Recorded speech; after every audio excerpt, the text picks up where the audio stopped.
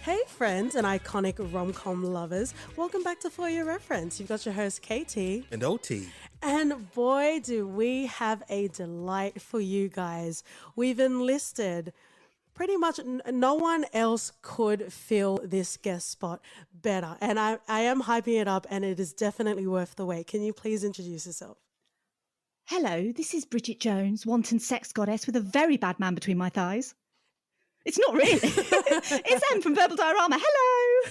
And you know what?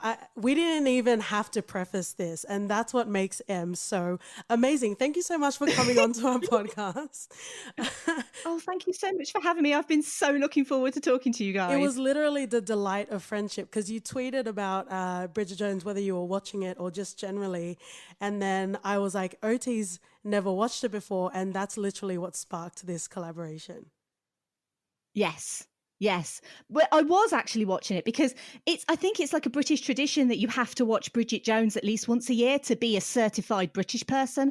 So I'd got my yearly viewing of Bridget Jones out of the way and I tweeted about it. And then I realised that OT had never seen it. And so I was like, well, this has got to be rectified, and we need to talk about it. Well, pay attention to history, my friends. If you do not watch Bridget Jones and you are from Britain, then you will be exiled to Australia. We're all... Yeah, I mean, does this mean that I can never come to Australia? No, you can. Because, I mean, that's annoying. You can, but you will be doing it on holiday purposes, not convict purposes. Well, I have actually been over on holiday purposes, but they sent me back because they were like, nah, mate, we don't want you here. And I was like, okay, whatever, I'll just go home then. As ambassadors of nothing in Australia, we invite you back. Well, interestingly, I will be coming back because I'm actually planning a trip next year. So I will be coming back to the great land of Australia. Cute. Well, you better start that YouTube, Em. Well, YouTube. We'll see.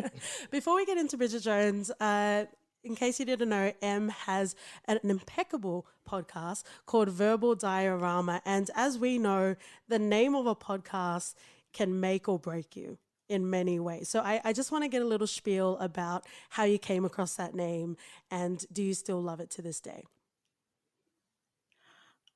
Well, it's an interesting story. I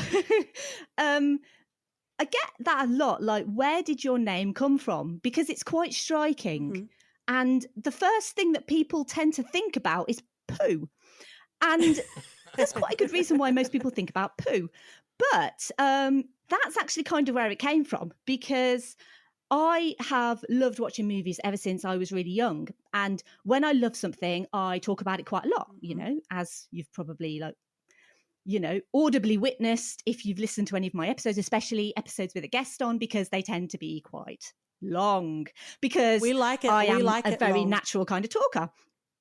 And I always used to say that I'd have a bit of a case of the verbal diarrhea, which sounds, and it's the most disgusting thing.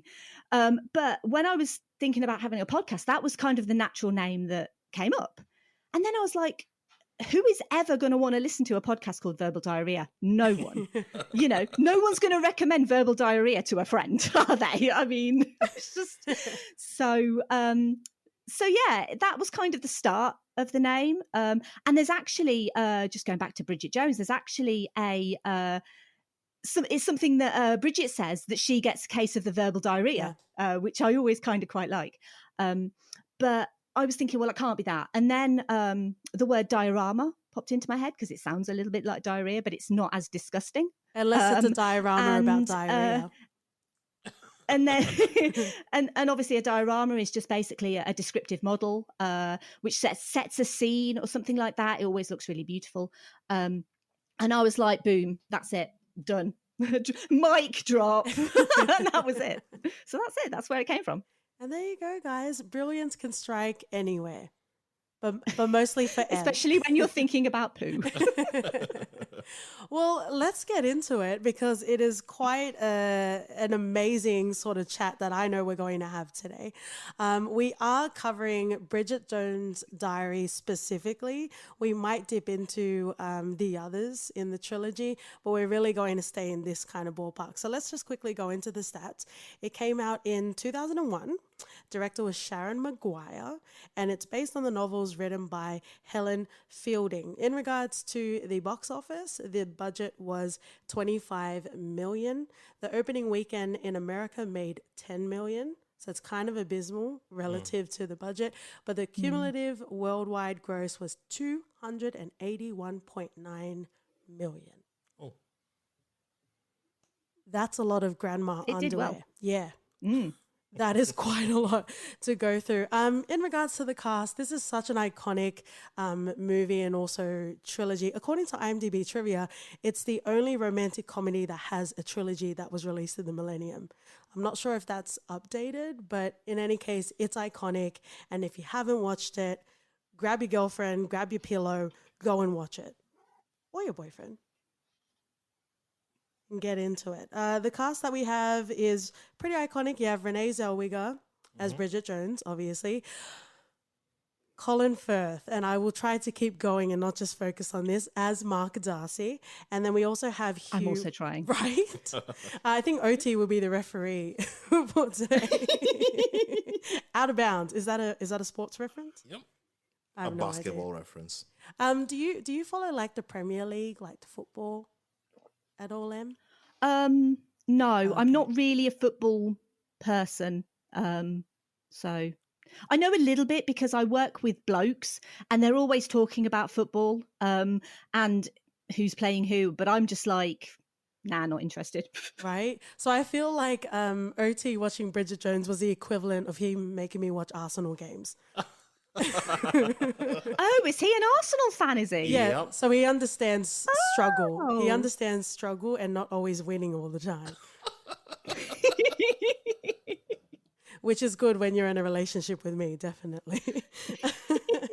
But let's dive into first impressions. Em, did you read the novel when you first watched the movie? How did you feel? Is it different watching it again? Just a general sort of overview.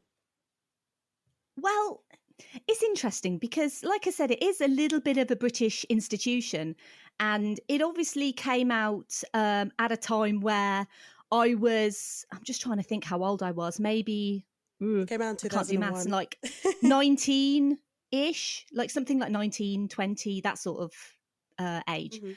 And so at the time, it wasn't really relevant to me because I was obviously quite enjoying life, being single, being with someone, being single, being with someone, party, that sort of life. So it didn't really kind of mean anything to me back then. It was just like a fun, fluffy rom-com that I saw with some friends and loved just because it was funny. Mhm. And I read the book after I saw the movie, which is sacrilegious. I can't even say. Bleh, bleh, bleh. Okay, I'm terrible with big long words, as anyone who listens to my podcast will know. I'm terrible with big long words, but it is sacrilegious.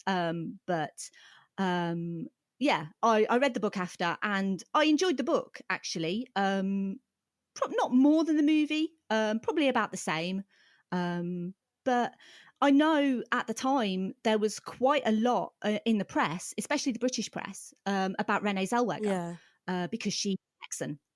And it was all. And the thing is, the press are pretty ridiculous because they make a mountain out of a molehill, which is like a very famous English saying, that, they make it bigger than it is. And it's like, oh, this American is playing this iconic British character. And it's like, yeah, but that's her job. She's acting. Like, that is genuinely her job. she's paid to pretend to be someone else. Apparently she was working at a publishing company for like 3 weeks, and she was using that accent, and no one really picked up on the fact that, first of all, she's Renee motherfucking Zellweger, and second of all, that she's not British. And I didn't even realize that she was dating Jim Carrey at the time. So she had like a photo of Jim Carrey on her desk, so people just thought she was weird, but no one really addressed it. Did they just assume she's because a super everyone fan? has photos of Jim Carrey on their desk. I have no idea, and I guess I didn't. I guess I don't know. I can't imagine Jim Carrey being with someone that isn't funny.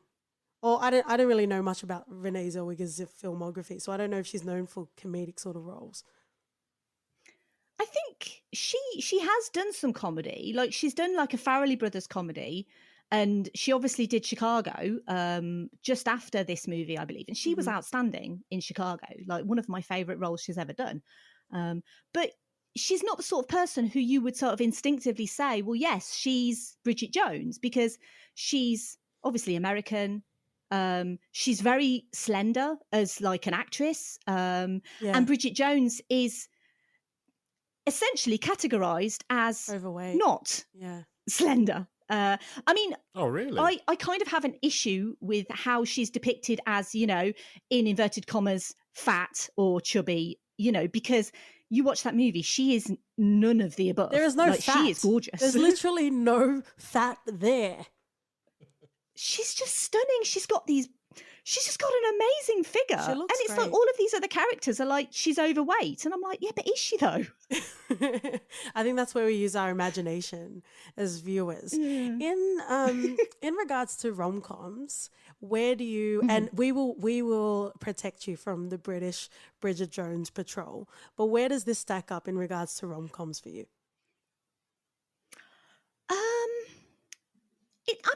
It does stack up quite highly, but I think that's more for like nostalgia reasons than it actually being. It does have obviously really funny moments.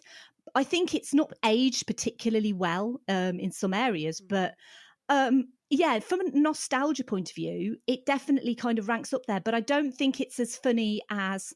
I'm just trying to think what else. The problem with me in romantic comedies is it's a genre that I kind of find, in the most part, not very interesting, I guess, in a sense that quite a lot of them are like mass produced. They're predictable. They're not funny. They're not romantic. But then I really enjoy things like The Wedding Singer, which I suppose is a romantic comedy. That's probably one of my favourites. So it's below The Wedding Singer, but not by much. Yeah, so you're looking for like a narrative, not just the feels. Yeah, I kind of like, I appreciate that it's, you know, it's usually, you know, a guy and a girl, and there's usually something that's stopping them to get together, and then they get together, and then they break up, and then they find each other by the end. And I get that that's like the general gist, but I kind of like ones with a bit of a twist, or like The Wedding Singer's obviously set in the 80s, and so it's just wonderful because it's set in the 80s and it kind of feels a bit different. So you heard it here first, guys. Em is going to be petitioning for M. Night Shyamalan to produce a rom-com. I mean, I'm struggling off the top of my head to think of one that really kind of stands out as being a bit different. But I guess I've always liked genre mixes. So it's like I recently did an episode about The Mummy, which is one of my favourite movies of all time. And that's got a very kind of romantic element to it. It's got a lot of comedy in it. And I quite like that because it's not just it's not just focused on the romance and the comedy. It's kind of a bit of everything. And I kind of like movies like that. But I also like, if you're going to have romance, you've got to have chemistry, which I think this movie does really well with chemistry between its leads. I think all of the leads are pretty damn good together, I have to say. Yeah, definitely. Let's dive over to the other side of the gene pool. Usually when rom-coms come out or I want to re-watch something, OT's like, go out with your girlfriends and go and have a girly night out and go and watch that, or go over to their place and, you know, get your chocolate, get your tissues, for crying reasons, not for other reasons. And, oh my God, I knew you were going to go there. I was just waiting. I was timing. How long is it going to take for Katie to get there? And you got there. Right. And like and this is probably as prim and proper as you're going to get me, but it's going to devolve quite quickly. So as a residential member that has a member, OT, how did you feel? Because it's literally because of this podcast. I don't think there's any other way that I would have gotten you to watch this. And this is payback for making me watch Game of Thrones, but that's a story for another day. So first of all, how did you feel about Bridget Jones and just the genre in general? And, you know, any other feels you want to feel? I don't know. When we started watching the movie, it was a bit... I wasn't really as captivated as you are watching it. Boo. And don't boo OT. That's very rude. There were moments in the movie where you were swooning and thinking that how all these characters are great. But to me, they were like, Colin Firth isn't that great of a person. Whoa. He came off as snobby. He came off as snobby. What did he call? What did he call Bridget in the first 5 minutes of the movie? I forgot that. I forgot I had to respond. Thank you. You were cordially invited to our last podcast. Wow. Oh my God. I can't believe you just said that, OT. No, but by the time the movie finished, seeing the whole story pan out, it made more sense than what was going on why Katie was swooning over every other character. Because Colin Firth came off as snobby. I was like, why is he that great? Why do you want Bridget to be with him? He's not that good of a person. At least Hugh Grant came in and was like, no. Hang on. No argument has ever been won by at least Hugh Grant, ... No. I rebuke you, sir. In the name of Colin Firth, I rebuke you. Purely on a storytelling... I am very disappointed in you, OT. Purely on a storytelling timeline, you'd understand my point of view where I thought Colin Firth was just being really mean. Well, that's just ignorance on your part because you haven't read Pride and Prejudice. And well, exactly. I was going to say it's based on one of the most famous books of all time. It is a truth universally acknowledged that you need to discard OT's opinion. There you go. Yes. Because it's all about his growth. It's all about, yes, he is stuck up at the start and, he is, proud and haughty and all of that, but it's his growth as a character. He learns, humility and to understand and it's and obviously it goes into more detail in the fabulous Jane Austen novel Pride and Prejudice, which is an excellent book, by the way, one of my absolute favorites. And it goes into more detail in the book, and they can't obviously do that in an hour and a half, 2 hour movie. But I think they do a reasonable job of making Mark Darcy kind of, he's a bit standoffish at the start, but you're like, ooh, he's nice. And then he's like, I'm not interested. And she's like, I'm not interested either. And then she's like, oh, I might be interested. And he's like, no, I'm not interested in you. And then he's like, but actually, I am quite interested in her because I like her just as she is. And she's like, oh my God, he likes me just as I am. And then it's just wonderful. And I'm vigorously nodding right now. And, sometimes people are like, the way you guys talk, I want to see a video podcast. And there are reasons why. And this is the number one reason why we don't do video podcasts, because I am one step away from strangling this man. How dare you? If he wasn't attracted to her, this movie would have ended ages ago. Just saying. The first interaction they had at the party, that would have pretty much been the end of it, to be honest. Oh, I'm glad you put that at the end. That really clears things up. That's great. So I understand, because that's the whole cliche, right? If you've read Pride and Prejudice, you know how Mr. Darcy is and how he has an erection, but you don't get to see that exciting part. You just see his erection face, right? That's for That's for all of the fans. No one else is going to benefit aside from the fans. But okay, I get that. Fine. I will allow you that much, right? But then even when we got nearer to the end of the movie, oh, sorry, this is such an iconic movie. Spoilers, spoilers, spoilers. I didn't mention that, but it's on you. If you haven't watched it till this long, maybe you need Katie in your life to force you to watch this, okay? Welcome. We're Everyone back should now. watch this movie. Or you need to go Right. to Britain and be forced to watch it as part of the ritual. Yes. Come over and you'll probably watch it on the plane or something before you land, and your access will be granted into the United Kingdom. Can we have like Pride and Prejudice Bridget Jones, like TSA agents, and then you can be there and I can be in Australia and I can redirect them back? Oh my God, this is a whole spin-off. This is a whole spin-off. Yeah. I did have a point. Like my love for OT, it is running away, but I did have a point. Yes. Okay, so I get it, because that's the whole point. You're supposed to be like, what the fuck is wrong with this guy? So I get that. But even when he started to have redeeming qualities, which we'll go through, but you know, the blue soup, that's enough, right? The fact that he was helping Bridget and just calming her down and making everything okay, even when it got to that point and you can see the character development, OT just shrugged and was like, fine. And I'm like, whoa, hey, something is amiss, my friend. Something is seriously... I've just not drunk the Colin Firth Kool-Aid. But the thing is, the man's a national treasure. Like, you're International. insulting the whole of Great Britain. He's an international. He's one of the best actors, I think, that we've kind of had and got. And he's obviously gorgeous, which helps. And Wait, hang on, Em. Let me ask OT this, and it might affect him because we've been together for 9 years and I've swooned over Colin Firth for all those years. Do you, as a man, find Colin Firth attractive? Yeah, he's good looking. Oh, thank God. Okay, there's hope. redeemed. I mean, Oh, God. we were this close to kicking you out, OT.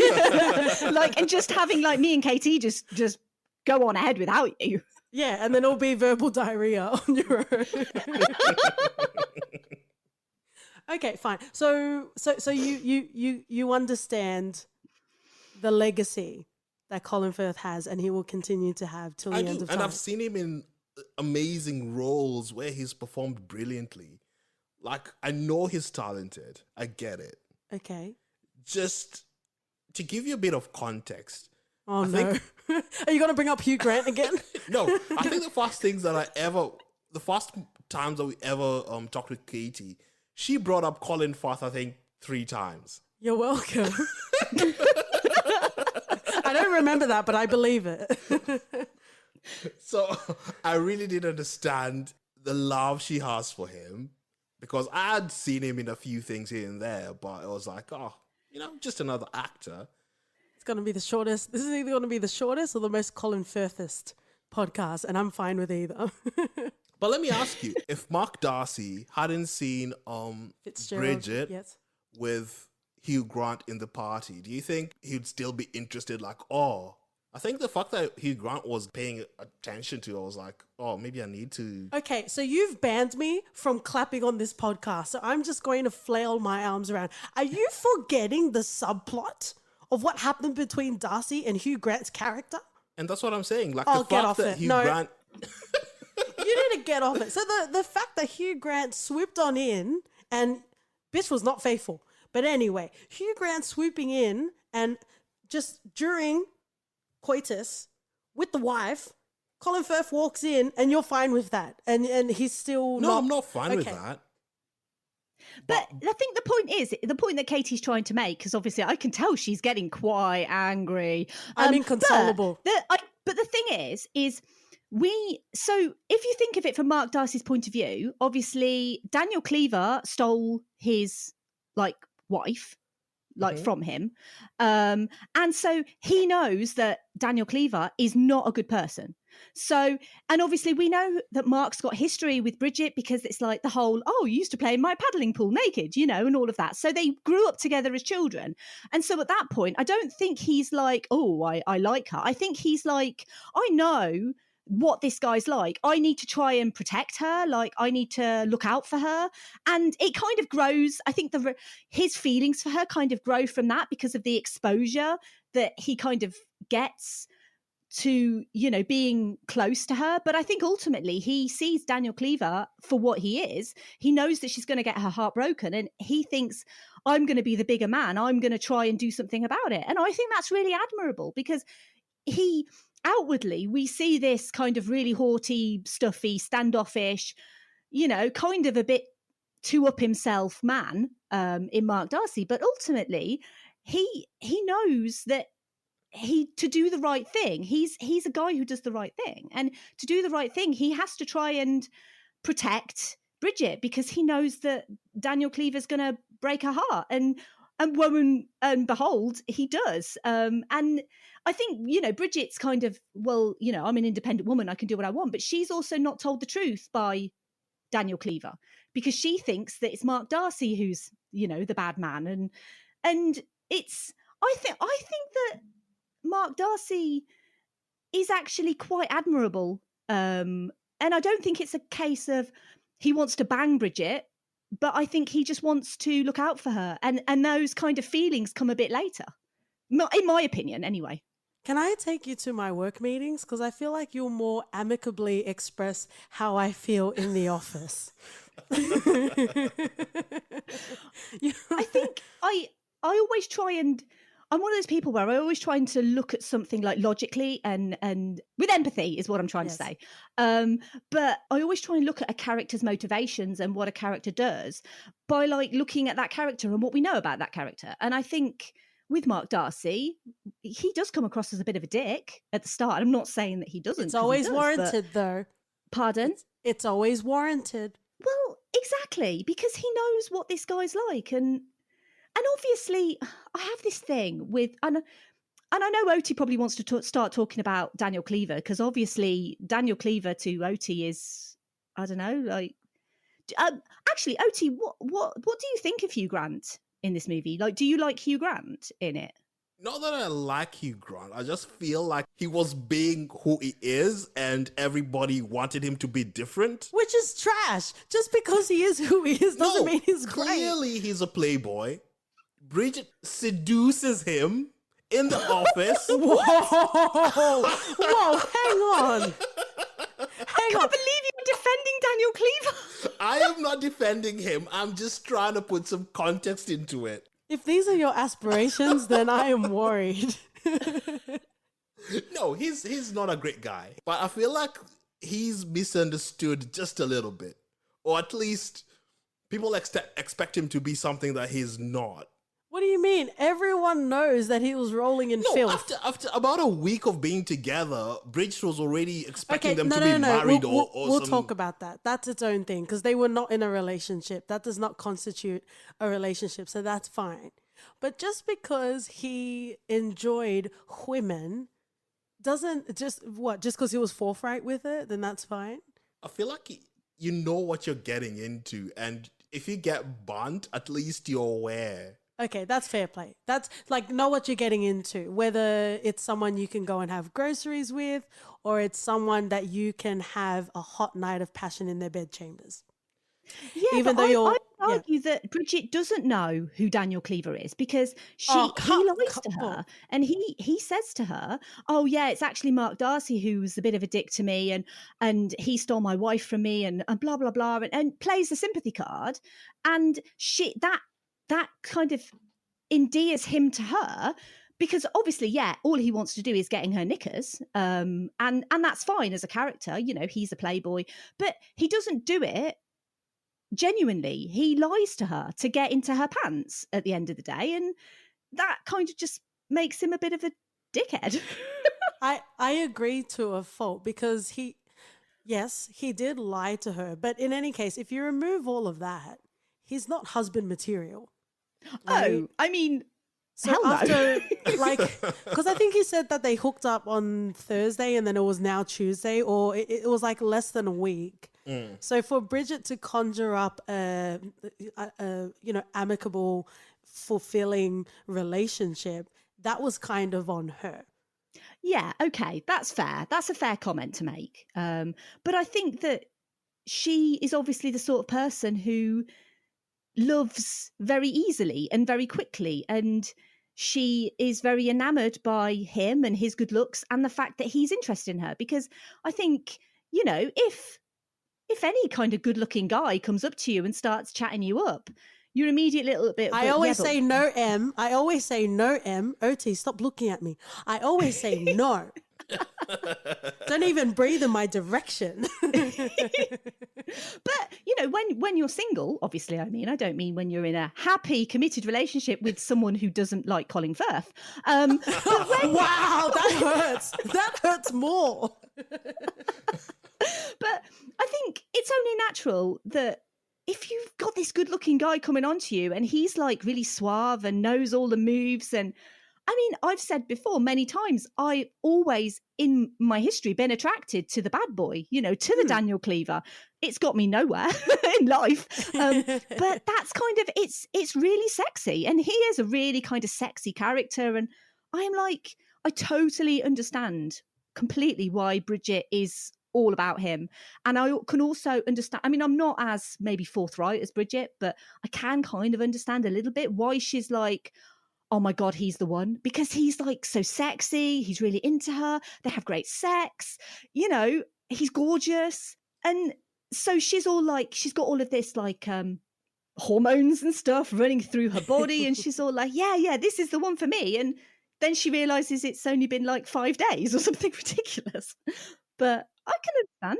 Without digressing too much, I think it's an evolutionary thing. Like in primitive times, you were looking for the man that's going to survive and not be hiding behind a rock. And most of those sort of guys are the bad guys, you know, like are the bad boys, are the ones that take the risks, right? And you know, whether it's yourself or, you know, whether it's friends, like sometimes it's good to also have a support network. So when you deal with the guys that have the great sex, but they're terrible people, you have people to rely on, which Bridget also has. To a fault in this film, right? I don't think we need to go into my first impressions. I think all of my impressions have been laid out already. I kind of conjured a YouTube channel just so I could swoon over Colin Firth on another platform. But we all know how I feel. But let's just literally, let's keep going. Let's explore this because there is a lot about relationships, and you know, Oti and I have been together for a long time, so I don't think we can really relate to dating and how hard it is, unless it's like vicariously through like swiping through our friends' Tinder for them, not for us. Want to make that very clear. But let's dive into the characters. So we've already started talking about Bridget Jones. I think it's very pivotal that we point out the time in the life that she's in now. And I also feel like if you were to watch this film now, like OT, you watch it for the first time, it's even more relevant now because people are getting married later. People are having kids later, and they are choosing to pursue their careers. Not to say that wasn't happening in 2001, but I feel like it's more prevalent now, even though the societal pressures of getting married and having kids hasn't gone away or has been diminished in any way. But I do feel like more and more people are more consciously deciding how to map out the rest of their lives. And that's where Bridget is at the start of the film and pretty much through the rest of the trilogy as well. And I really appreciate the bond that she has, particularly with her dad. He's so lovely. I Jim mean, Broadbent. He's also an international treasure. Oh, I love him. I think he's wonderful. I absolutely love Jim Broadbent. I think he's absolutely wonderful in every single film he's ever been in. I think he can do no wrong. And I've only ever, like Morgan Freeman, I've only ever seen him as an old person. But from his career that I've seen, I feel like he can do no wrong. And he is a treasure and he's a delight. Like every time he's on the screen, I'm like, yes, please continue this. I want to see this develop. Yeah, he's quite good in this. And the only qualm I had with him is taking back his wife after the wife pretty much walking out of their marriage, having sexual relations with another person, being live on air, and you could tell they were flirting. It was just quite really annoying. At the end of it, all he does is take her back without any question. Just come back. It was weird. I feel like that more unnatural than it would be. I feel like this has become the relationship podcast. No, I'm just saying, like I get your point, because Jim Broadbent's character, I think he's just credited as Bridget's dad. He seemed like a really good guy. So when you have a movie and you have a really good character and something wrong happens to them, you're like, hey, that's not fair. Like, how is that allowed to happen to a character that is inherently good? But if you noticed, especially near the end of the film, Bridget's mum was saying, you don't notice me anymore, right? Sometimes it doesn't have to be a catastrophic, dramatic thing for you to be a better person or shift the dynamics of your relationship, you know? You wouldn't even know, OT. After being together for so long, sometimes it is easy just to make sure you've got a pulse and then go and have the rest of your day. You know what I mean? Mm-hmm. Like, it's important to check in with your significant other and make sure that they're okay, because, you know, a relationship is a living thing, and you need to make sure that, you know, your needs and your growth is heading in the same direction. Yeah, no, I would agree with that. And I think, sort of speaking about their experience, I've always kind of thought that it was a bit odd that he just kind of lets her back at the end. But I think he obviously, I think like Katie just said, it's a relationship's a two-way street, and she's made mistakes, obviously, by going off with this permatanned host of a TV show who's, I mean, he is something else. I mean, and the thing is, his character obviously starts off a little bit like Daniel Cleaver as well, because he's all charming and suave, and, you know, compliments her. And so really it's a bit like mother like daughter in that regard, that Bridget's mum is enthralled by the attention from this guy, attention that she isn't getting from her husband at home. And yeah, she does start a relationship with this man, and then this man kind of turns and is all, you know, at the end of the film, he's really nasty, you know, and then you're like, it's quite a natural thing, I think, for a person like that, who literally just wants to get laid, to, you know, start out really charming, really nice, really flattering, and then turn, you know. And I think Bridget's mum obviously realised she's made a terrible mistake, and that, you know, Bridget's dad is such a kind, sweet, lovely man, but he's also made mistakes as well in not appreciating his wife. But it is kind of sweet in a way, because they get back together at the end, and you can see that he takes the time to compliment her, and, you know, it's actually kind of nice. So I think it's important that, even though it's a romantic comedy, and you kind of, Bridget's parents were never going to get divorced or anything at the end, because it's not the romantic comedy way. I think sometimes there are relationships where someone will leave for a period of time and then come back, and the other person will accept that for their own reasons. But I think that in this scenario, it's quite clear that they have both made mistakes, and they're both willing to work on them and be together at the end. And I think that's kind of sweet, actually. But then, I don't know, maybe I'm a little bit sentimental, I guess, because I kind of like to see the good in people, maybe. Yeah, that doesn't work for our brand. Sorry. I'm too kidding. Nice, aren't I? I should just go. But yeah, just to finish off that particular topic, if, you know, you guys are going through a hard time through your relationship and you just happened across this episode, I think it is very important to communicate how you're feeling. It might turn into you breaking up eventually, but, you know, it's always good to communicate your needs and your wants instead of just going off and doing whatever and having to deal with the damage afterwards, because Jim Broadbent doesn't deserve that. So just think about that. Always think about Jim Broadbent and what would Jim Broadbent do in that situation. And then if you think Jim Broadbent would do it, you do it. Yeah, end of TED Talk. Just chew on those Broadbent beans. There you are. You are most welcome. I might not say the word dicks, but I'm going to get it in there. Don't you, Will? Don't you worry. So Bridget Jones actually has a lot of facets to her. There are quite a lot of scenes that go on, and I think naturally we're going to pick up on other characters as we go. I think it's quite important just to talk about her friends and who she keeps around her. They're good, and I loved watching them on screen, but I don't think I necessarily want them as my support network, to be perfectly honest. They are extravagant and They're a lot, yeah. yeah, there's kind of a bit of everything though, isn't there? There's kind of, she's got like her gay best friend, she's got Tom. like the kind of really outgoing friend in Shaz, and then she's got like a bit more of a Moaning sensible Myrtle. friend as well. And I always kind of question, because with friend groups you kind of naturally kind of stick with similar people or the same sort of people, and I do kind of feel like, maybe it's because I've never had a friend group where I've got like those three kind of tropes. If in that way, I've not got like a sensitive friend, a really outgoing friend, and a gay best friend kind of all together. So maybe that's why I'm a little bit like, I don't know, maybe that's just why Yeah. think it's a bit too far-fetched maybe, but I'm sure there are friend groups out there like that.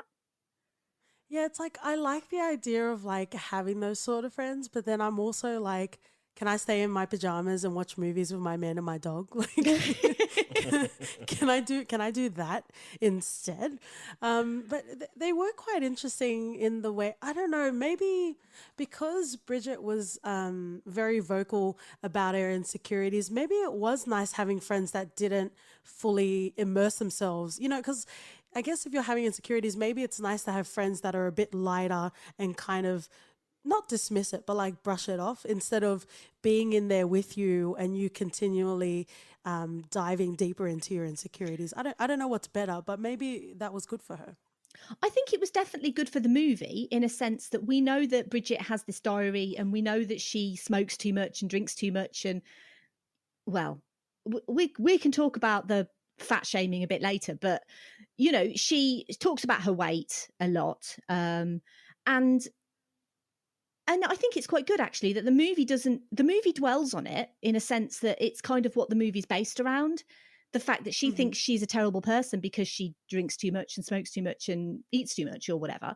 But her friends just kind of appreciate her for who she is and kind of try and constantly get her to do things like constantly like take her out and constantly like give her like ideas of things to do and give her advice. And they don't kind of agree on those points, because I think that would be too much. If the movie was telling you she smokes too much and her friends were like, Bridget, you smoke too much, that would kind of be a bit too much. So I'm kind of glad that her friends don't comment on those things, just for the fact that the movie would then feel a bit kind of claustrophobic, in that all we care about Bridget is that she smokes and drinks and she thinks she's too fat. And it's not about that really. It's just that's kind of a part of Bridget's personality that she kind of has an issue with. But the movie does reference it, but her friends don't, and I like that.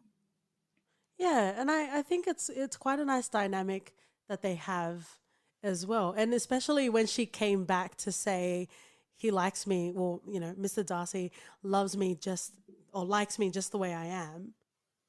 That was quite a nice moment as well. I mean, it's just such a lovely moment generally. I think I wrote in my notes that the phrase "I like you just as you are" is literally what everyone wants to hear.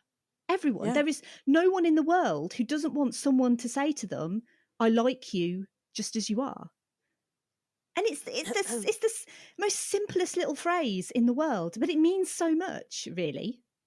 Yeah, it would mean so much to hear that. I like you just as you are. Oh, thank you. Thank I you. can't help but feel like he was forced and coerced into doing that. Well, I don't edit it, so I guess that's going to stay in there. But I think, like, I don't know, OT, you can weigh in if you want to.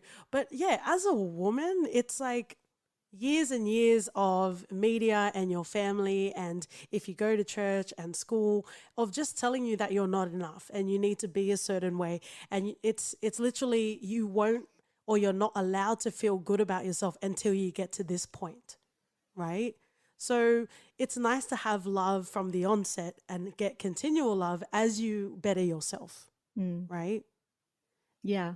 And I think as well and there is a certain amount of argument, I think, for self-love, but I think by the end of the movie, I think Bridget does love herself. You know, she spent her whole life counting calories and comparing herself to other people. And, you know, especially when, you know, and we can talk about certain scenes, I guess, in a little bit, but, you know, when she's talking about all of her married friends and how uncomfortable that makes her feel. And I think kind of by the end of the movie, she kind of accepts who she is.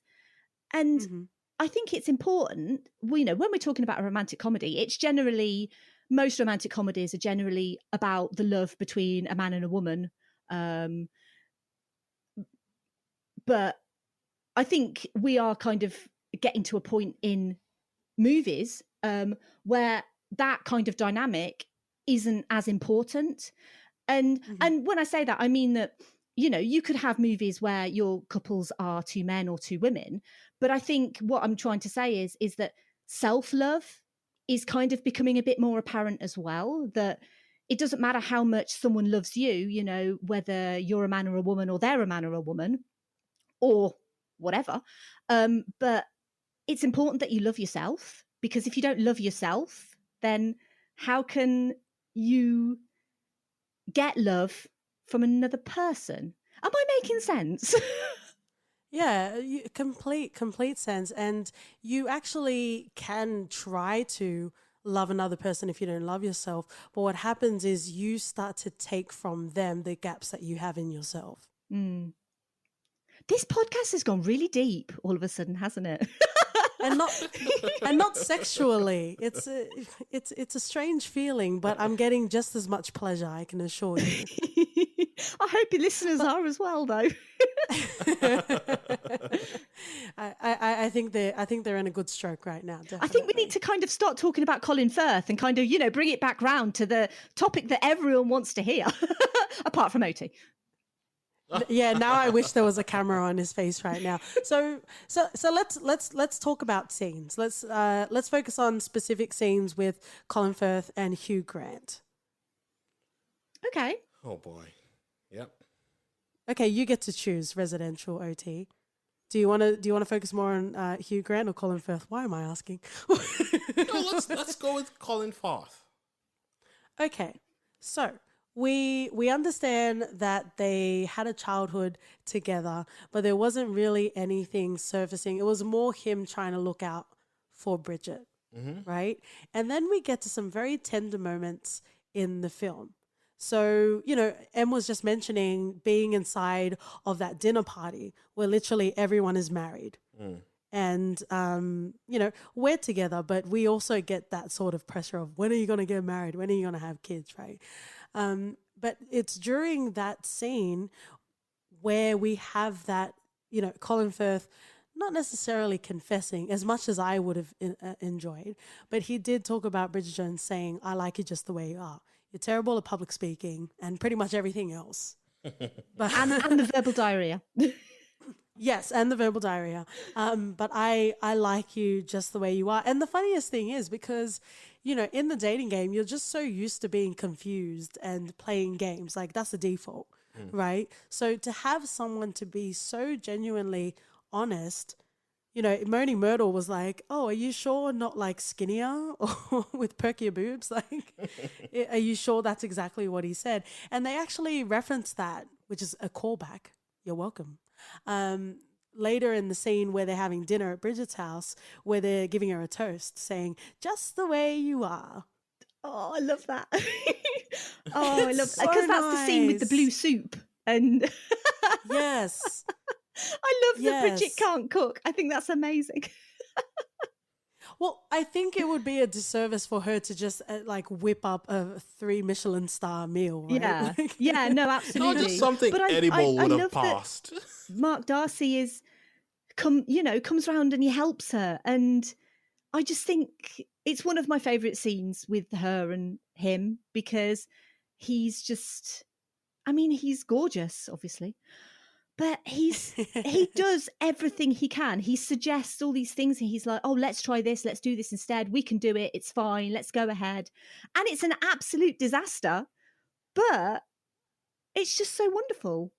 And I know that's at the end of the movie, and maybe I'm skipping ahead, but I love it. No, but that's like one of the most beautiful things, because yes, you can go on YouTube and watch like proposal compilations, which I like to do sometimes. Just like watching people propose and girls saying no in a shopping mall.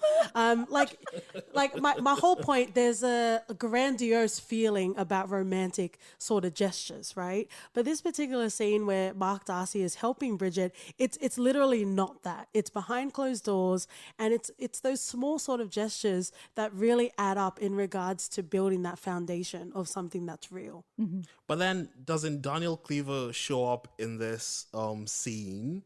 Yeah. And Bridget Jones is all confused all over again. Yeah, that was a bit flaky, but maybe it's like the rom-com sort of format, but that was a bit dodgy, yeah. So you have this guy who's just cheated on you, come back, declaring his love for you, I think just because pretty much he couldn't have her. Exactly, yeah.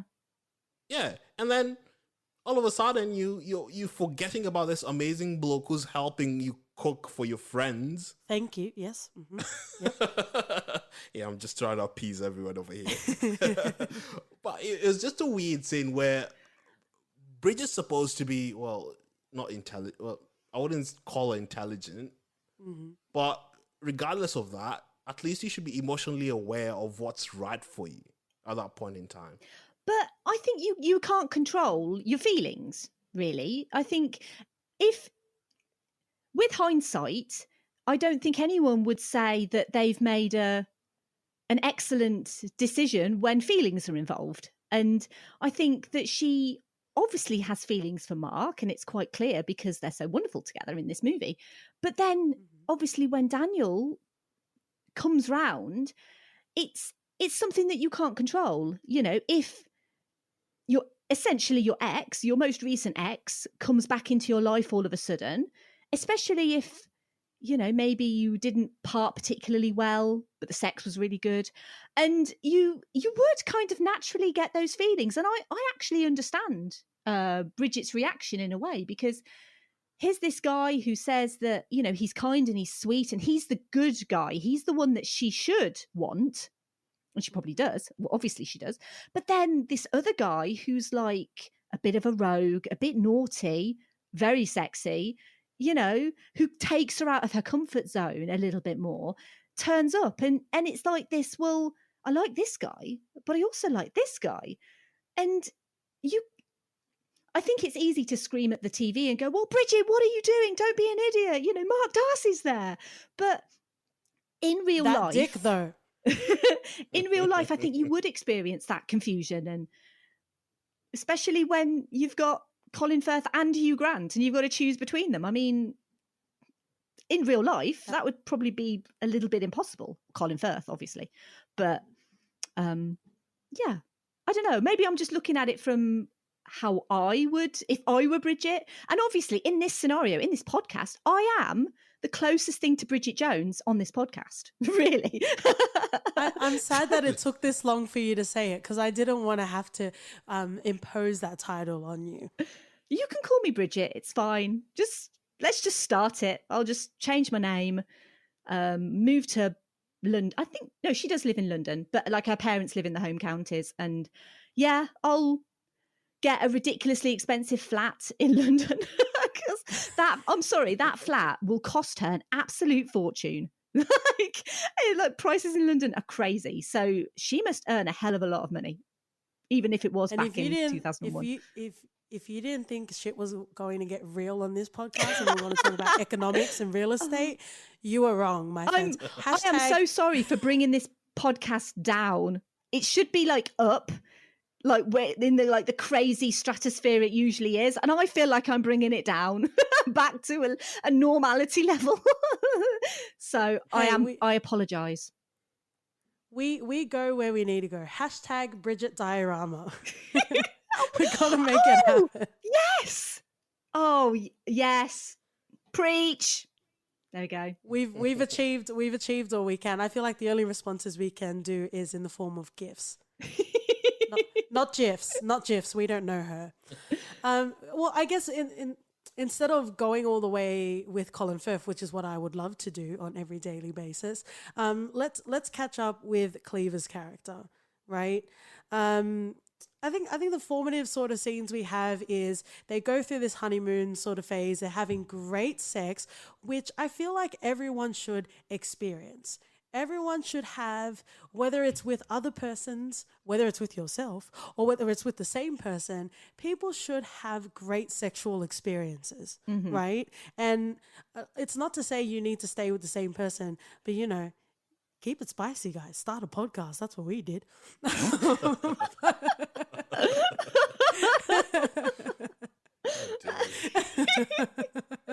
I am thinking things right now that I probably shouldn't be thinking about you guys, but you do you. Yeah, you should. That's all I'm going to say. If you want a podcast about certain experiences, you do it. Do you remember earlier when I said there's a reason why we don't video podcasts? I'd be down for watching it. That's some premium content. We're still waiting for Pornhub to get back to us. Hey-o! And there you go. That is the follow through sexually and verbally. You're most welcome. See, that's why I can't be a verbal anything podcast. It's just verbal liquids. Oh, wow. Oh God, I can't cope. I can't. Oh, sorry. I'm going to be professional and stop laughing. Okay, professional. It's okay. It's like it's perfectly fine.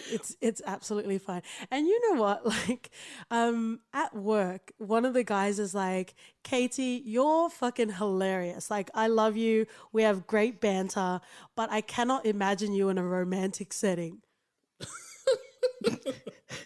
And you know what I said to him? I said, I'm literally exactly the same.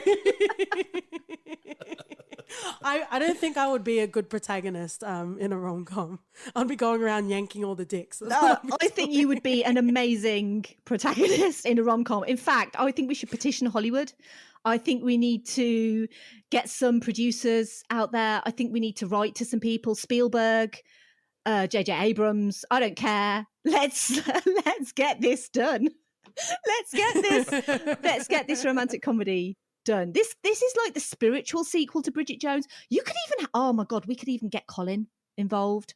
So basically, we could have Colin Firth as like the bad guy character, and then we could have like OT as the good guy character, and then you could be all like, do I choose Colin? Do I choose OT? I like Colin, but I also like OT, but then I like Colin, and then you can be all like, what am I going to do? And then in the end, who are you going to choose?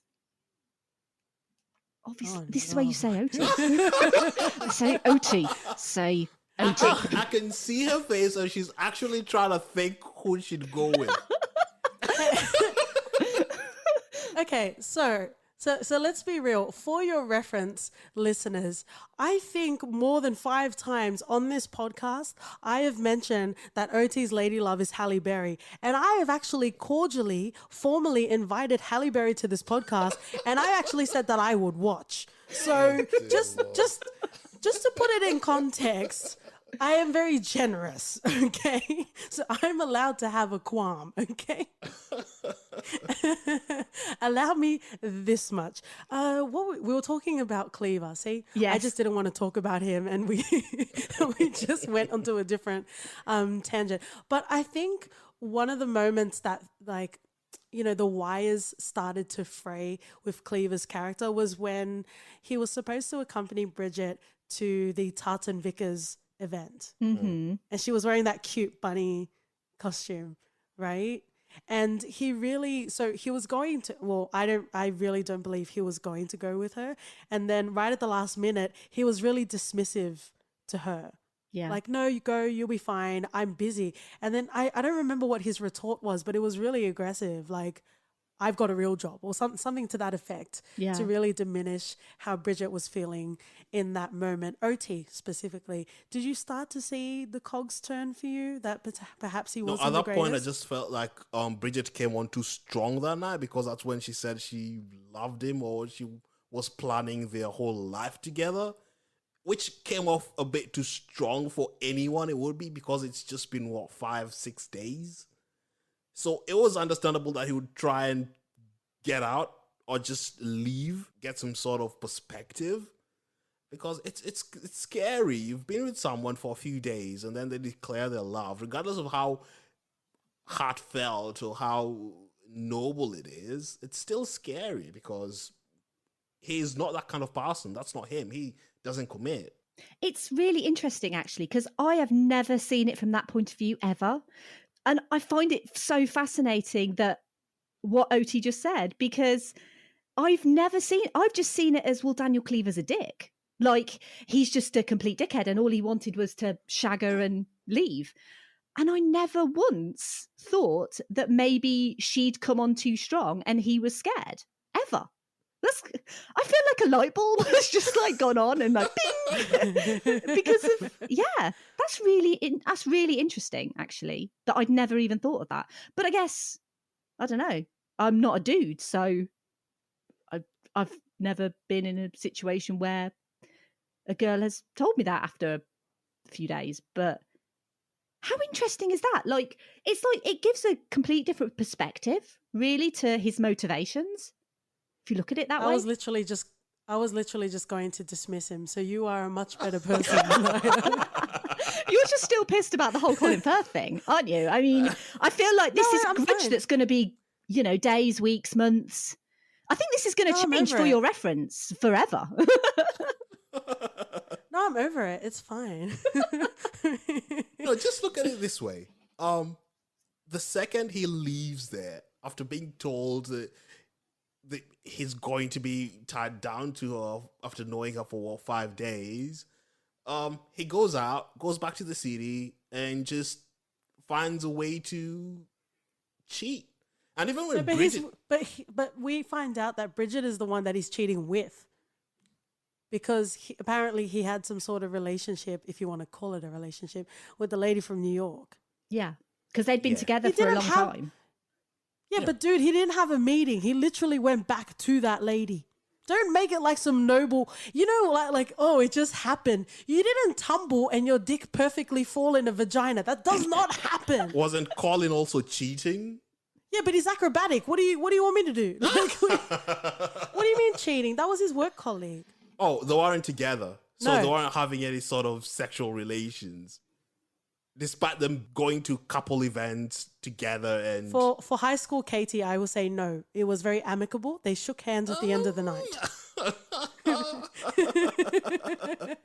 Oh, well, if you think Colin is this angel, then fair play to you, because I think he was also cheating. Like, maybe he didn't go all the way with Bridget or whatever, but the mere fact he just allowed himself in a situation where it could be construed as having feelings for Bridget, or him wanting her in a sexual kind of way, or being in a relationship with her, that's cheating, right? He made himself open, and he was dating or not this other person. Everything is cheating. Or at least leading her. Everything is a cheating. If a woman breathes in your direction, you are guilty for that, sir.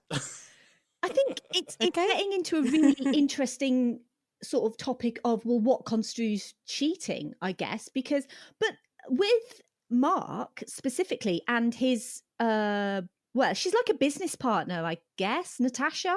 I think she's called a business partner or like a lawyer or something. And so they work closely together on all these cases. And I think that there could be an argument that he has led Natasha on. But I don't think the movie goes as far to kind of say, although I suppose there is a comment later on about, we hope that they're more than partners in future or something. I don't know. Well, she's successful. She's at the level of Colin Firth professionally. She's gorgeous. She takes care of herself. Like, I think in her brain, it was a no-brainer that maybe they're not sexual now, but eventually, why not? Right? You know, Yeah. she's like that guy, you know, that gets friend zoned, that just hangs around like a vulture waiting to be chosen. You know what I mean? Like, but she's more gorgeous and she has tits. Maybe. Yeah. I think. Yeah. I'm not going to shame small titties. I'm all about all of the titties. Everyone's about but all the titties, don't worry. Tits are great. right? Tits are great. All the tits in all the sizes. If they made Natasha likable, people wouldn't love Mark Darcy as they do right now, because Natasha came off as a really cruel person in the movie. Well, again, you're ignorant because Pride and Prejudice, so everyone's by default is going to love Mr. Darcy. I just stopped Em from being nice. I'm just going to cut you off. Yeah, you really did. I was actually going to be all like, well, actually, OT, you do raise some excellent points. That's a But you great- just yeah, swooped in there. I think you found your British Katie. Now you can evolve to your next level. But I guess it is a very interesting sort of dynamic. And it might just be because Colin Firth was playing the role, but he is a very intrinsic, internal actor. So it's very hard, or it's not until, but it's not until, sorry, I'm very professional. It's not until like 2/3 or 3/4 of any movie he's in for you to understand that he's conveying emotion, because that's the sort of actor that he is. So going back to Natasha, because Colin Firth was playing the role, it didn't seem like it was anything far from a working relationship. Because Colin Firth isn't like fully rubbing you up like Hugh Grant's Cleaver sort of characters. You know what I mean? Well, Yeah. clearly there was something there, to the point where Mark Darcy's parents were pretty much putting them together as if that will be the next marriage. Yeah, but two good-looking people can be friends. Otherwise, I'm going to take all your work wives away. Well, tell Natasha that then. Because clearly she didn't get the memo. She just didn't want to be friends with Darcy. She wanted more. Well, exactly, Well, because obviously. he's Mark frickin' Darcy. Of course you'd want more. I forgot what show. We were recently watching a show and a guy was being really forward and OT's like, that is too much. And I'm like, if he was good looking, people would be like, oh, he's got initiative. So I think it kind of distorts stuff. But I definitely want us to talk about like the final scenes, especially between Cleaver and Darcy's character. But I just want to make sure we capture off other scenes or other characters before we do that. Is there any character or scene you want to talk about in particular, Em? Well, I made a couple of notes because of the main kind of parts of the movie. So I just wanted to go over a couple of things. Number one, you do not wear Not pants Dr. Seuss. over tights. And I'm talking specifically about the scene in which so Bridget has that beautiful kind of black dress on. They've just come back from the Kafka's motorbike launch with Daniel Cleaver, and they're kind of getting down, and she's got those massive granny pants on, but she wears them over her tights. And like, why? Like, that never happens. Actually, yeah. Like, that is completely for the movie, and I don't know why they did that, because you could still have them under. Like, so that means that like her tights were actually like Right on her. yeah. Is that surely that would be like uncomfortable, or I don't know. I mean, I've never done it, but anyway, Is that not a British thing? Or- that is not something that British people do. That's number one. The second thing that I just wanted to mention is British people do not have tarts and vicars parties. They are not a thing. I have never been invited to one. I've never known anyone who's had one. Yeah, like fancy dress is a thing. People have fancy dress parties, but this whole tarts and vicars thing, it's just like doesn't happen. It just doesn't. It's not a thing. And I kind of also wanted to, I don't know if you wanted to talk about it in general. I think, because I mentioned earlier about I have issues with the movie because of like fat shaming. It's also super racist, this movie, like in retrospect, the way they talk about Japanese people, because obviously Mark Darcy's ex-wife was Japanese and you don't meet her, but every single time they reference her, they say something like a very cruel race afterwards. And I'm like, what? Where has that come from? Like, why? Is that like a war reference or something? I don't know, but it's really jarring in the movie because you've got this light, fluffy rom-com and then it's super racist about Japanese people. And yeah, I don't know where that's come from at all. That's yeah. that. I'd just like to say, British people do not think that of Japanese people ever, ever. So yeah, that's kind of a bit of a weird joke for me. Yeah, it was a weird sort of movie to bring it up in, definitely. Yeah, because it's supposed to be a romantic comedy, and I get that some comedies kind of, especially like from the 80s, 90s, early 2000s, can be like super homophobic and super racist, and it's something that we just don't see in movies nowadays.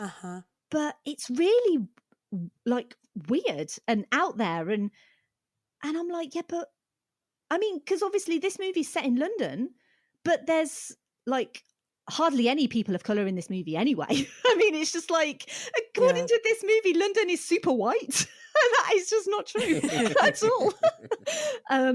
But and the other thing that I just wanted to reference because I love it was Mr. Tits Pervert. Yeah, because we definitely didn't get to Tits Pervert. Mr. Tits Pervert. I personally feel like if that was me, I would have ended up saying Tits Pervert. Yeah, because I love like Bridget's inner monologue because she's all like tits pervert, tits pervert, tits pervert. And yeah, I love the Bridget's inner monologue is one of my favorite things, especially like the little fantasy scenes that she has. And, when she's talking to Perpetua and then like Mr. Tits Pervert, it's really funny. The other thing that I just wanted to mention was there's a lot of sexual harassment as well.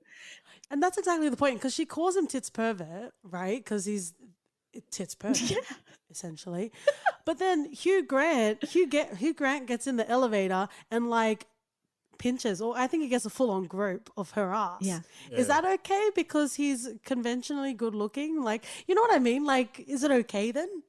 I mean, I would say it's never okay, regardless of I think if the person's good looking and you've kind of expressed to them that you want it, then that's kind of fair. But he just kind of goes for it. And she's just like, ooh, And if it was me, I'd have batted his hand away and gone, what the fuck are you doing, mate? You leave me alone. Regardless of how good looking the guy is. It's just, there's a lot of, and like the weird uncle as well, like Uncle, what is his name? Uncle. Oh yeah, that was creepy. Yeah. And he's like touching her, Jeffrey. and I'm like, what? And it's like acceptable. And I'm like, what is this movie? Like, whose uncle pinches their ass? I know. Oh, it's really it's like there's a line, and it's really going beyond that line in that regard for me, because it's like, who in their right mind, as of if you're going to a family event, but I don't think that he's his like her proper uncle, because no, I don't know if it's like, because over here we have like friends of like my parents, for example. I used to call them auntie and uncle when I was growing up. So I think it's that he's not really her uncle, but it doesn't actually make it any better. It actually makes it kind of worse. It's just but yeah, I feel like I brought it down again. I'm ever so sorry. And Bridget Jones is not fat. Absolutely. I'm just going to put it out there. Bridget is not fat. You're absolutely fine. You're absolutely fine. I'm really enjoying this episode, and I can't wait for people to hear about this. But yeah, there were some problematic parts of the film where you're like, okay, it doesn't fit in a rom-com, but then it's like, but then where do you, like, why would you put it in there to start off with? So I definitely get your point. Yeah, the issue was like passing it off as normal. That's where it becomes a bit weird. Like the uncle pitching the ass, you're like, yeah, that's not normal. Daniel Cleaver groping Bridget in the elevator, that's freaking weird. I think it's like a thrill because they're not supposed to be doing that. Yeah. Wow. And this is why OT and I don't work together. Because Other people will report us. Be rocking.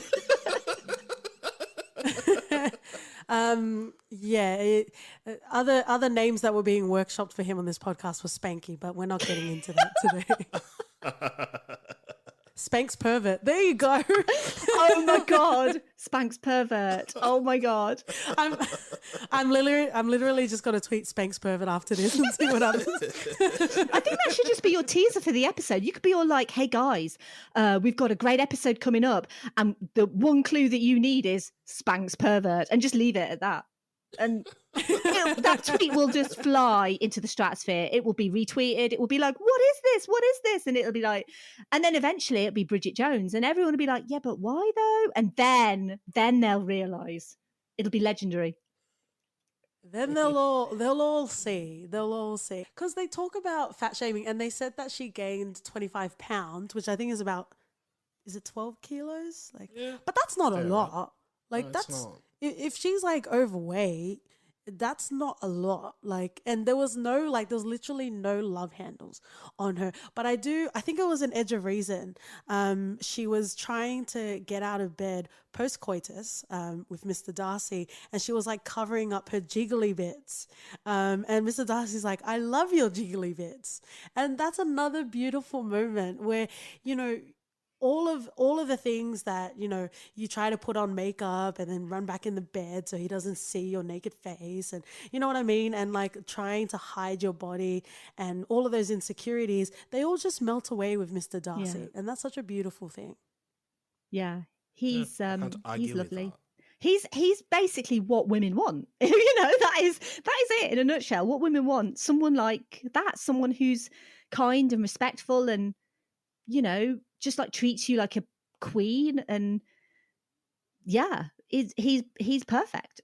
Just, there's nothing else to say other than I would, if I need to stand in a queue to be anywhere near that, I will do it. I'll stand in that queue for days like a normal British person would. Yeah. What women want is a Mel Gibson movie. Yeah, I don't want to talk about that. Just because I don't like that guy at all. How long were you holding on to that in your pocket, my friend? I feel like that is complete sidebar. Like, that is not. I put it on record. That is not what women want. Mel Gibson is nothing what women want ever. And isn't he Australian? No, I think he was born in New York, wasn't he? He's Aussie. Claim your man. Well, you know what? There are plenty of excellent Australian men that aren't Mel Gibson that you could claim. Yeah, like Russell Crowe. I think he was born in New Zealand, but we'll claim him because he has the Rabbitohs. But you know what? You said claim your man. I was literally going to say, very rarely, you know, the rare Katie edition, I was literally going to say something nice about you and claim you. But then you went off on your little tangent, and now you know how far your reference came to be, because I was literally going to get all mushy about you. And that's what you did. You're welcome. So you know what? You can sit in your post Mel Gibson juice because no one wants that. You sip on that. You continue to have that. I feel like Katie's just put you in the naughty corner. You know, like when you want someone to learn their lesson, you put them in the naughty corner. I think that's where you are, OT. No, in the For Your Reference household, the naughty corner is the nasty corner, and you actually want to be there. And he is not in there right now, so he is not having a good time. I think I would actually quite like to hear you guys like. Oh God, I was gonna say gush over each other, but that sounds kind of wrong. I mean it like, be like really sweet and nice to each other, because, you know, I absolutely love, just going off on a little tangent. Sorry, but when I listen to your podcast, I love like your rapport and like the banter that you guys have. I absolutely adore it, and I would actually really love for like you to have like a little Mark Darcy, Bridget Jones moment of, you know, OT saying something nice, and then Katie saying something nice back. I think that would be quite sweet. Yeah, I said something nice earlier. Remember? Really? I like you just the way you are. I said that. Yeah, but you were forced. It sounds. Still came out of my mouth. Hey. He likes being forced, okay? Let's just. I mean, I think we're kind of building a picture of your relationship here, which honestly, I'm kind of liking. Yeah. Bridget Jones. Bridget Jones is what we're talking about. Oh, can I talk about my favorite scene? Okay. Please do. All I'm going to say to you is, nice boys don't kiss like that. Oh yes, they fucking do. Oh! I wanted to end on that, but yes. Sorry. I love it so much. That is like everything. That is everything that we want. Nice boys that can kiss like that, and the word fuck in a sentence. Which is probably what they did on the street in front of all those people. Yeah, I mean, the way they kind of get there with the whole, they're just about to shag, and then he reads her diary, and then he leaves, and she's like, where's he gone? And like that whole leaving just before sex to buy her a new diary, I'm like, yeah, that doesn't make sense. But I kind of like that it's all in the snow and it's all sweet. But yeah, the movie, it doesn't work. The fact that the movie kind of plays it that, oh, he's mad because he's read shit about him in a diary and so he's left. But actually, twist, he was going to buy her a new diary. And I'm like, yeah, that doesn't work at all. Like, it just doesn't make any sense. But the whole nice boys don't kiss like that, I forgive it. I'm just like... Oh, yeah, totally. Yeah. For as much of the rom-com tropes that this movie had, I like that it dispelled the whole notion of if you're a nice guy, then you don't know how to take charge sexually. Mm-hmm. You know what I mean? And that's exactly what we got with Colin Firth. And that's exactly what I get with OT. There you go. That's something nice, but it's also sexual. Yeah, that is nice. You love each other. I know. We need to hide that. Dicks and titties. Dicks. Let's go into For Your Reference. If you guys are listening for the first time because you're Diorama or Bridget Diorama fans, this is the this is the part of the... I feel like we all have like viral tags now because you're like Bridget Diorama. We have fake OT, but also Aussie OT of the gods. And also I'm going to start a petition as well. But let's go into For Your Reference. So if you enjoyed the Bridget Jones trilogy or just Bridget Jones' Diary specifically, we are going to reference or suggest TV shows or movies that you might also enjoy as well. Okay. Oh, sorry, I didn't realise that you were prompting me to do that. Yes, so I have a couple of recommendations. If people really, really enjoy Bridget Jones, or even if they haven't seen Bridget Jones, but they want to see something that's a bit similar. Well, now, obviously, I've got two recommendations, but the first one is pretty obvious because it's the original 1995 BBC Pride and Prejudice, which also stars Colin Firth as Mr. Darcy.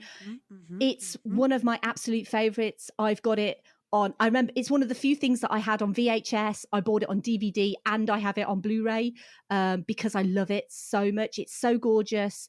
It's got a massive, wonderful cast, but it's one of the best adaptations of Pride and Prejudice that I've ever seen. Sort of, they've done a few adaptations, and it's... Colin Firth is wonderful. We don't acknowledge the Keira Knightley version in the For Your Reference. I actually don't like that as much as people think that I should, I guess, because I saw it at the cinema and I was like, but they missed this bit and they missed this bit, because it's like, how do you condense that whole book into 2 hours? It's impossible. And the BBC series, I believe, from memory, I think it's 6 episodes and I think it's an hour each. But it's so wonderfully done, and the acting and the sets and the costumes are incredible. It's from 1995, so it's obviously getting on in age, but it's timeless, really. And that's where Colin Firth really came into our hearts and into our Nipples. knickers. And yeah, he's great, Mr. Darcy, and you get more history of the Darcy character and why he is the way he is. And yeah, so that's my first recommendation, specifically the 1995 BBC serial. But my other recommendation is another sort of lesser known British rom-com, which I very much enjoy. It's called Sliding Doors. I've mentioned it a few times on my podcast. It stars Gwyneth Paltrow and John Hannah. Gwyneth Paltrow doing also a very good English accent, because I didn't mention earlier, but Renee Zellweger's English accent is really good, actually.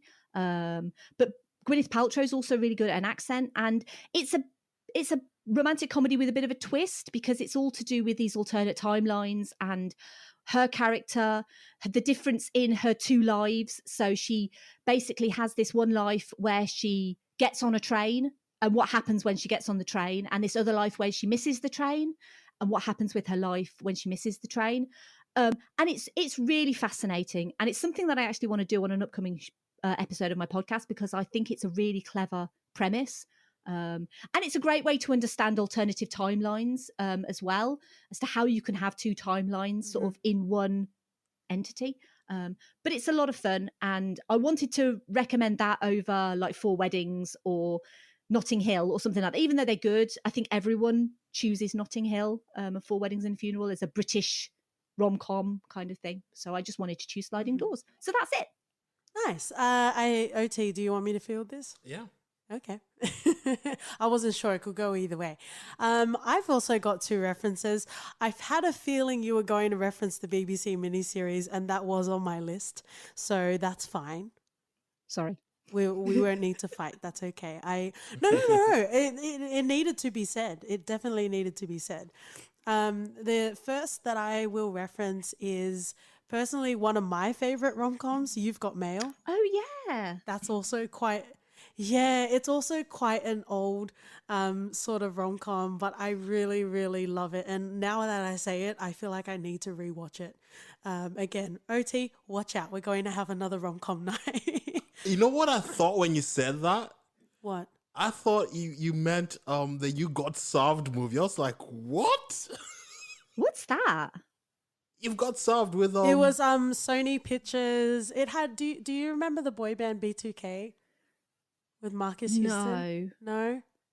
It was around the time that they had like dancing battle movies. Yeah, I was like, why is that a rom-com? I don't even know. I don't even know what it is.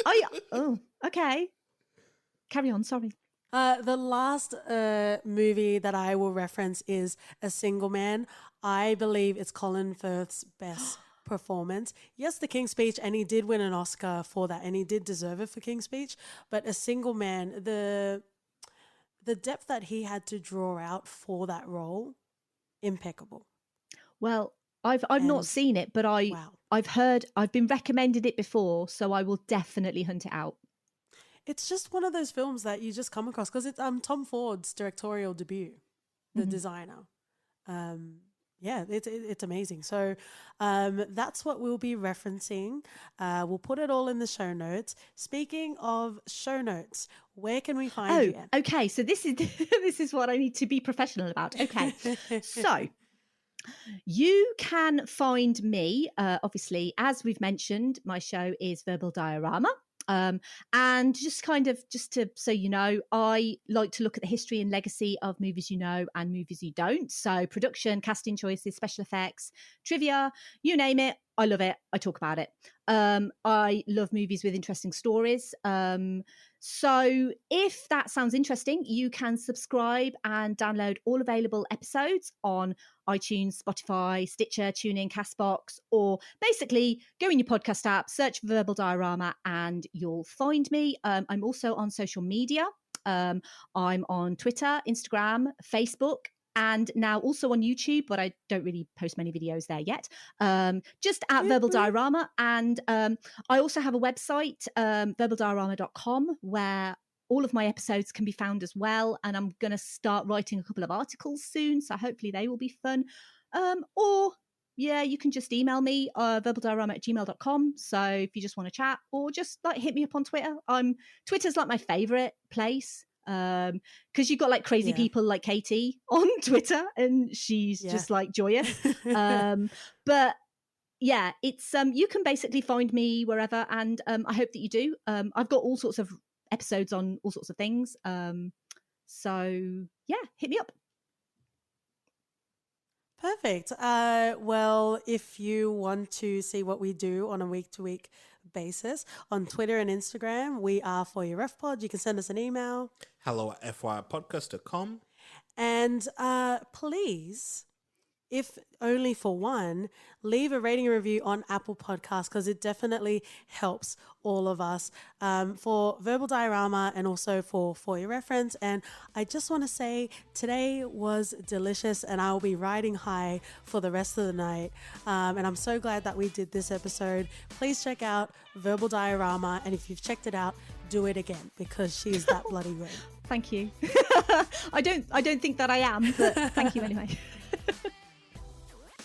You will take my compliment. Okay, I will take it. Thank you very much. I will take that. I will take anything that you want to give me in any way. And in the naughty corner, because that's the best time. And let's end on that. Thank you so much, guys, and we'll see you next week. Bye. See ya.